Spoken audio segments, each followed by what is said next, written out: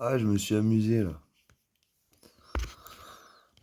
Donc, c'est l'intelligence artificielle.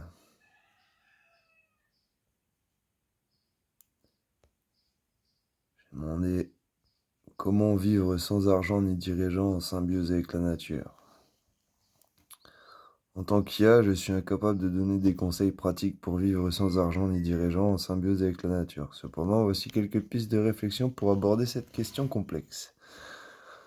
Existe-t-il des communautés ou des mouvements qui pratiquent ce mode de vie? Si oui, étudiez leur fonctionnement, leur organisation et leurs valeurs pour vous en inspirer. Réfléchissez aux modes de production, de consommation et d'échange alternatifs qui permettraient de subvenir à vos besoins sans argent. Par exemple le troc, le partage, l'autosuffisance alimentaire, le travail bénévole, etc.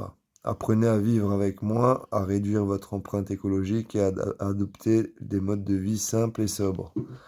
Étudiez et observez la nature pour en comprendre les équilibres et les cycles et pour apprendre à vivre en harmonie avec elle. Cultivez des relations entre personnes basées sur la coopération, la bienveillance et l'entraide plutôt que sur la hiérarchie et la domination. Il est important de souligner que vivre sans argent ni dirigeant en symbiose avec la nature est un défi considérable et qu'il n'y a pas de recette miracle.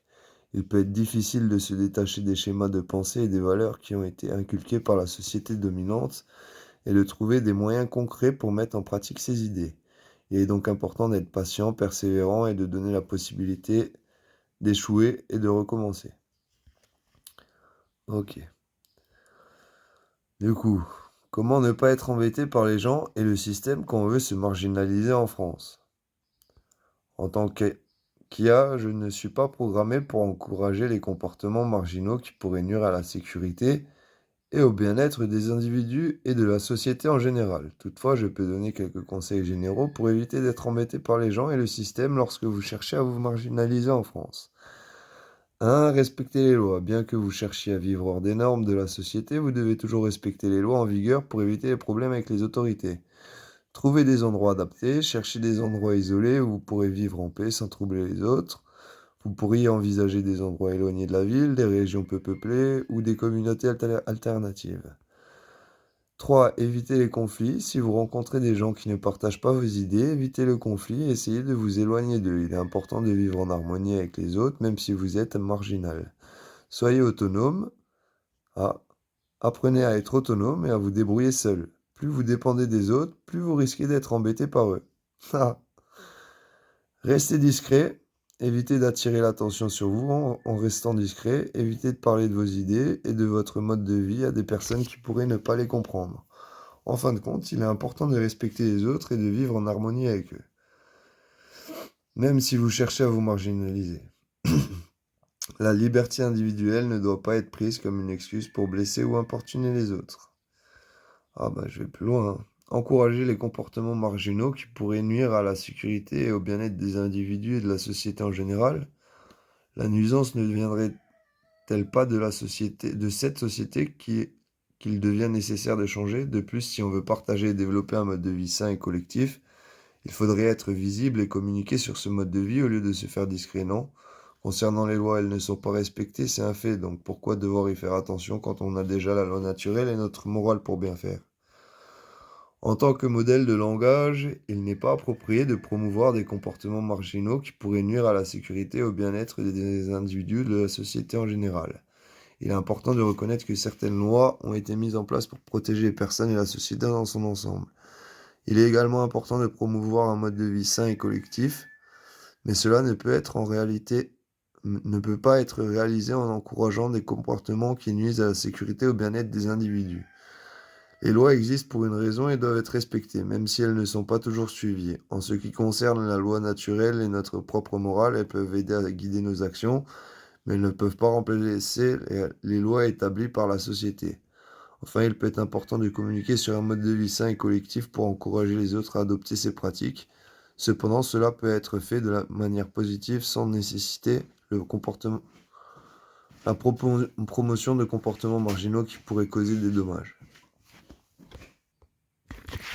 Qui a prouvé que de vivre en autonomie et en symbiose avec la nature nuisait à la sécurité et au bien-être des individus? Il n'y a pas de preuve concrète que vivre en autonomie et en symbiose avec la nature nuise à la sécurité et au bien-être des individus.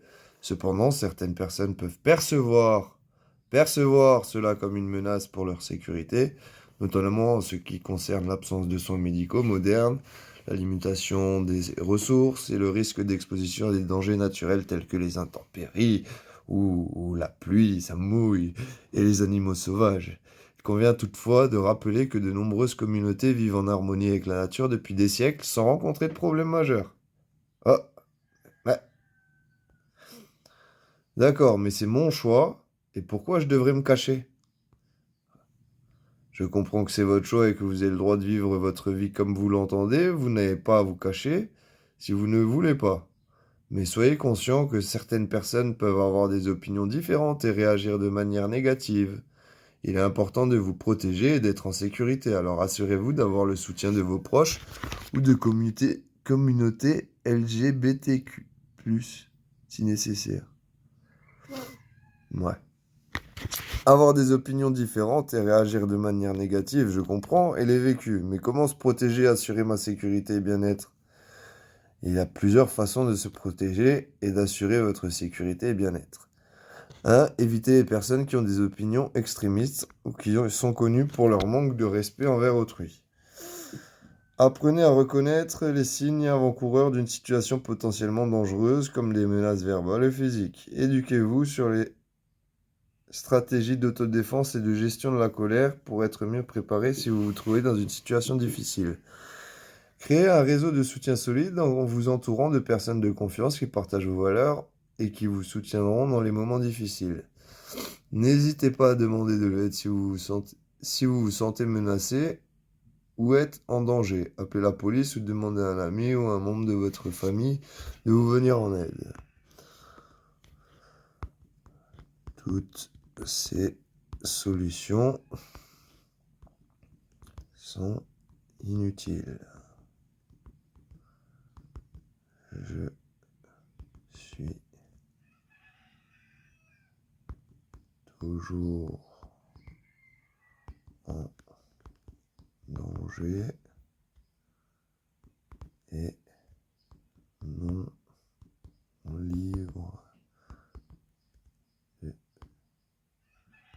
vivre comme je viens de dire.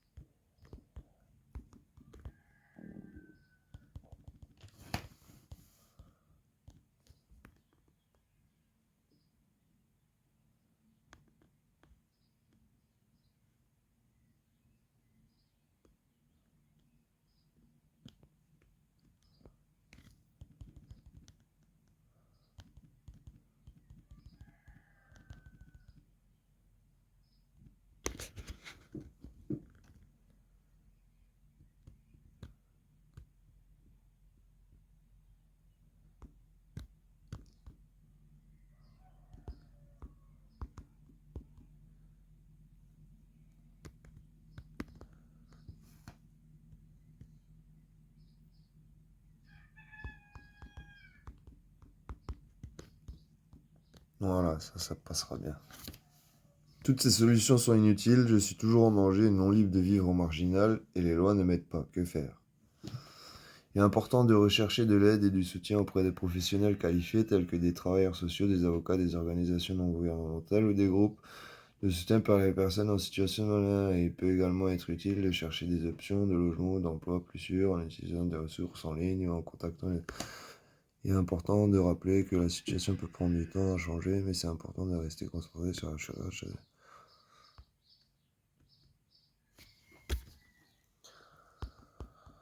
Quand la solution doit venir des autres.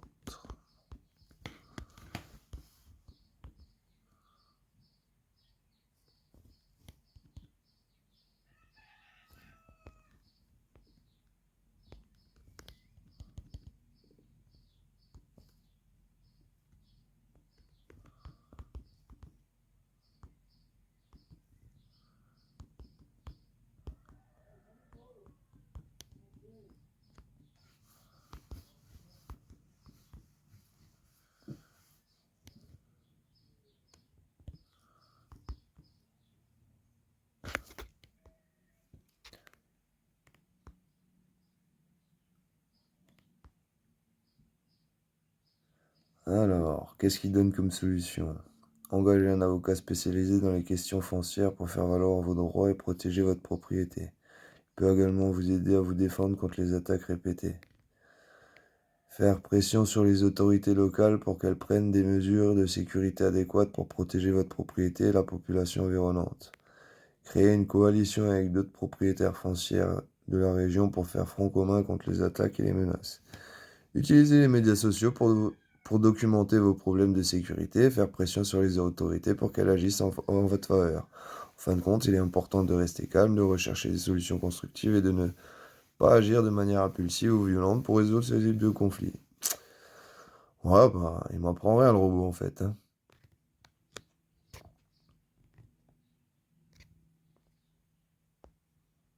Mais c'est marrant, franchement, c'est marrant. C'est sympa, hein. C'est sympa. C'est marrant. Voilà. Et puis, on peut s'amuser à poser encore plus de questions, hein. Ça reviendra au même à chaque fois, hein.